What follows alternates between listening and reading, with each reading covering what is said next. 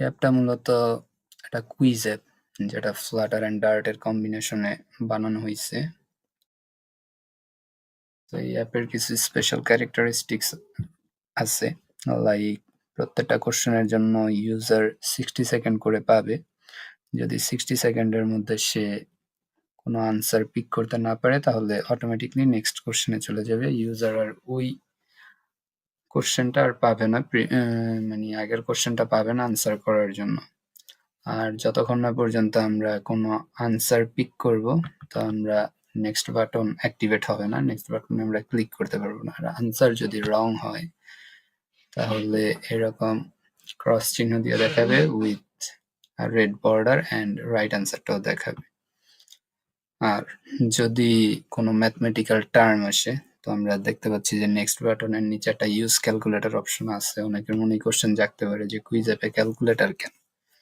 So এরকম যদি scientific আর normal কোনো ক্যালকুলেশন আসে, ইউজার আর স্টুডেন্ট যেন ইজিলি এখান থেকেই, মানে অ্যাপের মধ্যে থেকেই ক্যালকুলেটর ইউজ করে এটার আনসার দিতে পারে। এই জন্য আমরা ক্যালকুলেটরটা রাখছি এখানে। সো 60 সেকেন্ড ক্রস হয়ে গেছে, এই জন্য ওই কোশ্চেনটাই চলে গেছে, আমরা আর আনসার করতে পারি নাই। সো এই ক্যালকুলেটিং এর অপশনটা আমরা ফোনে দেখব।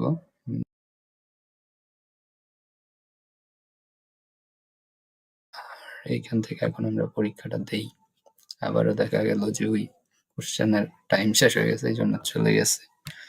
আমরা পরীক্ষাটা তাড়াতাড়ি একবার দিয়ে দেখি, লাস্টে আরো কিছু ফাংশনালিটিস আছে, এগুলো দেখব।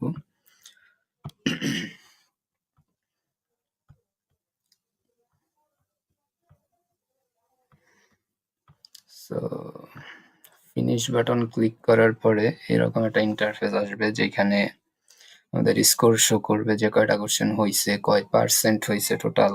দেন একটা হাই স্কোর শো করতেছে, যেমন আমাদের 2টা কোশ্চেন হয়েছে, তো সঠিক হয়েছে, তো ওই জন্য আনসার 2। তো এখানে একটা কুইক রিক্যাপের অপশন দেখা যাচ্ছে। তো কুইক রিক্যাপে যদি আমরা ক্লিক করি, তো এখানে আমরা আনসার গুলো পাবো উইথ কোশ্চেন। তো এখান থেকে আমরা একটা প্রিপারেশন নিয়ে আবার একটা পরীক্ষা দিয়ে দেখি যে আমরা কত তুলতে পারি। সো দেই sin 30 0.5 টেক্সট। ওকে, আমরা কুইক পরীক্ষাটা দিয়ে শেষ করি, দেখি আমাদের আনসারটা হাই স্কোরটা আপডেট হয় কিনা।